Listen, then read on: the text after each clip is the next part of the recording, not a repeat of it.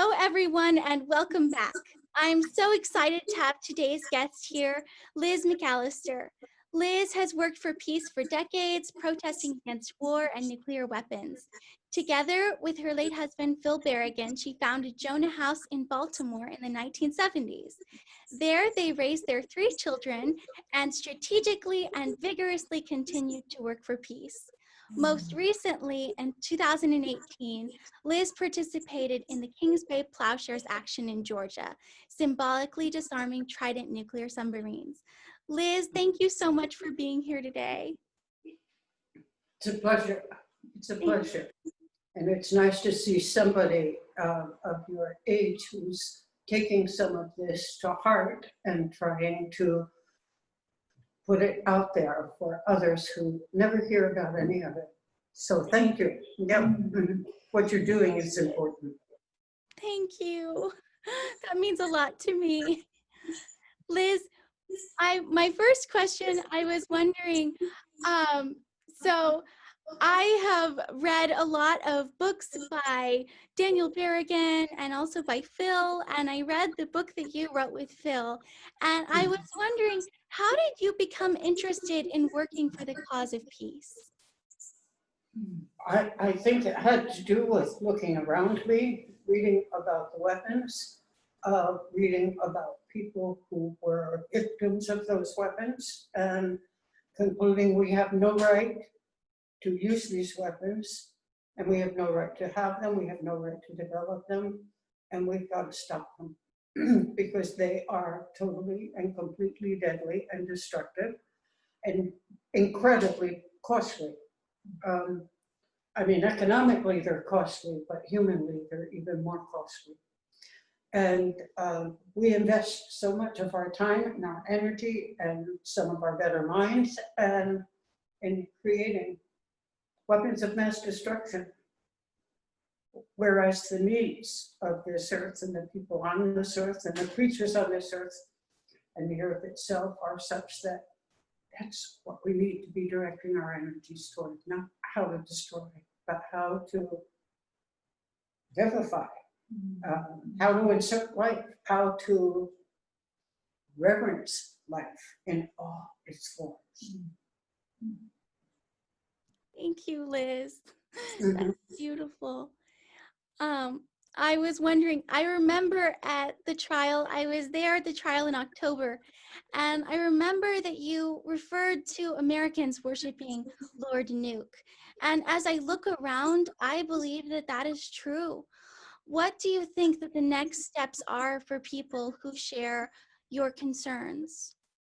Find as many ways as you possibly can to talk about them, to educate people about them, and to say no to them. That the needs of this earth are such that they require our investment in the earth, not in what can destroy it and all that lives on it, which is what we invest so much of our resources into.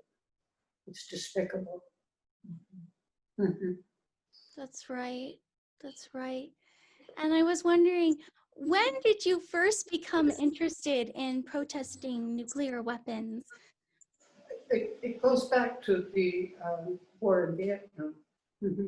I've been anti-war all my adult life, And I've researched the amount of investments we put into weapons of mass destruction, are more and more deadly weapons that might be not mass destruction, but are destructive. And it's no sanity when you look at the needs of people, the needs of the earth, the needs of the creatures of the earth. That's what we need to be looking at. How do we help things to live and live better, not how do we destroy things? I mean, it's in my view, it's ABCs. It's not complicated.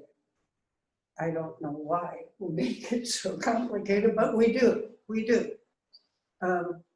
Because there's something very macho about having a weapon. That's why so many people want them, you know. And then you go from the weapons that people own in their homes and find different uses for or excuses for. And then the weapons we have as a nation, which become more and more deadly all the time, and more numerous all the time.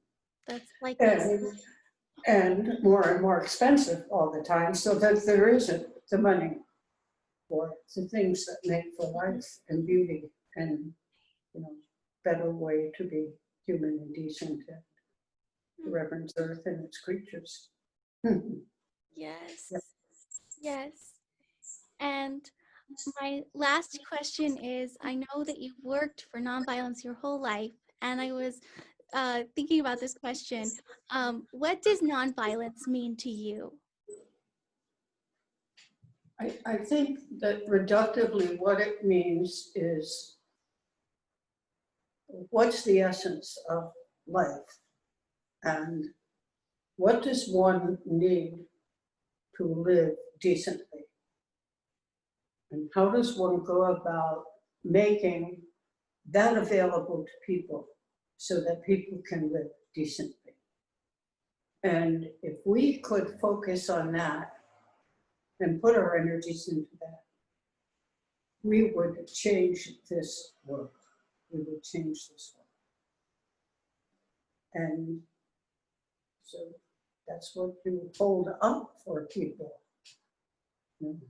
Do the kind of thing that makes for peace and justice and love. Do live the kind of life that makes for peace and justice and love.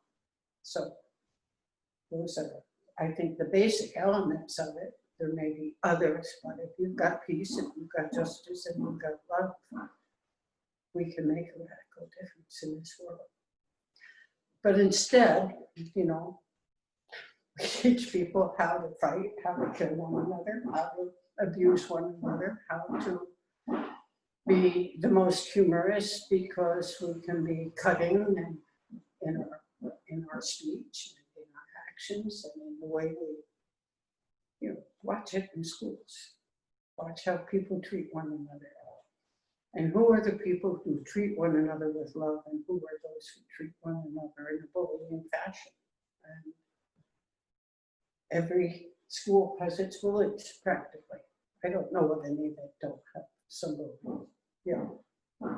And that's tragic, because they could be focused in a different way if they were themselves loved in a different way. Mm-hmm. We've got to make it a culture.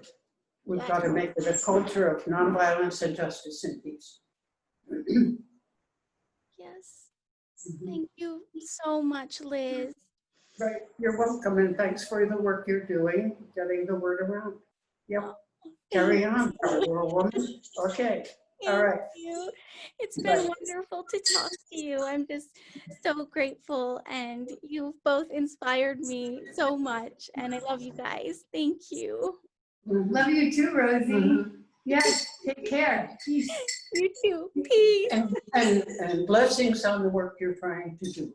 Yeah. Thank you. And may it grow, and may you grow with it. Blessings. Thank you. Love you. Love you. Bye. Bye. Bye.